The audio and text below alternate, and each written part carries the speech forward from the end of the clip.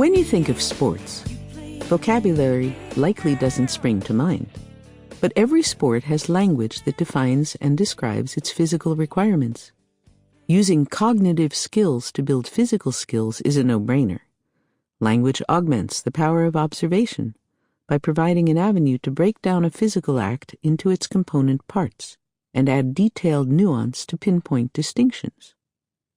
When I stepped into this new world, I stumbled into its language, too, and began to learn a new set of terms and expressions, many of them stolen from everyday usage and angled slightly off their normal meanings to coin technical phrases. I loved discovering new meanings and learning to associate them with new sensations.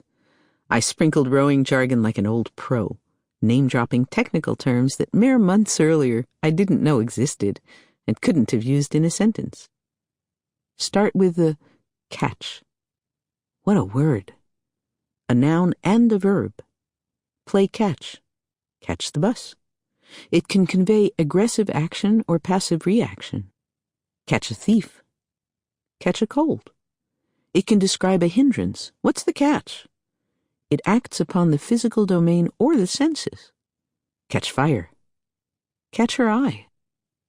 Within a rowing shell, the catch defines both a moment in time and an action.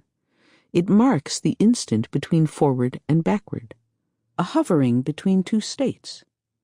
In that brief transition, the boat flows under you as your body and breath poise for the next stroke.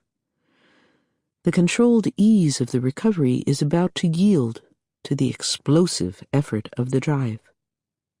The catch begins with the oar's blade seizing the water, initiating the transfer of your body's energy into boat speed. The oar serves as the medium. It starts with a deceptively simple motion. At the top of the slide, just raise your hands to drop your oar into the water. Catch that precise moment when your body changes direction. From your roll toward the stern, against the boat's forward momentum, reverse to move with the boat as you begin pulling backward toward the bow. This moment, combining timing and technique, is fraught with opportunity for mistakes. The oar can enter the water too early before the recovery ends, too late once the drive has begun, or badly at the wrong angle. Poor timing and bad technique, alone or in combination, can kill your speed. Rowing well requires the development of boat sense, the capacity to feel your own body and discern the boat's rhythm. Where are you on the slide? When is the moment of convergence when all the rowers catch the water with their oars and pick the boat up together? How is the boat flowing underneath you?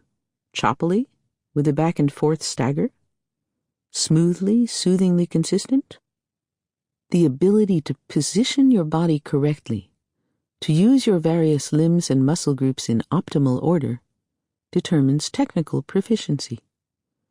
The techniques to negotiate an oar in and out of the water, squaring up, feathering, releasing, catching, can be taught.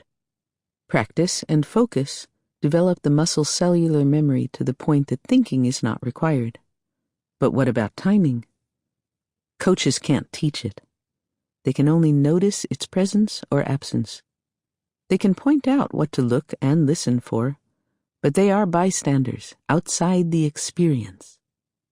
Spending time in the boat, paying attention to its inner workings, teaches timing. Listen to the gurgle of the water flowing by.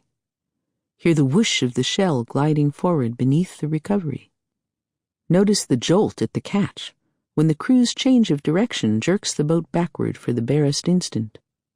Feel how the boat responds to the energy transfer, like a lumbering backhoe or a streamlined Mercedes. Sense the quality of the crew's cadence. Is it rushed or relaxed? 28 strokes per minute can feel breathless and scattered, while 35 can feel controlled and light. Consider the impact of the oar's finish on the boat's momentum. Does the boat slow and sink at the end of the stroke, or run out smoothly as the rowers gird themselves for the next? Rowing is a combination of attacking and yielding, of aggression and acceptance. You expend huge effort to create an outcome, and then you must let it unfold.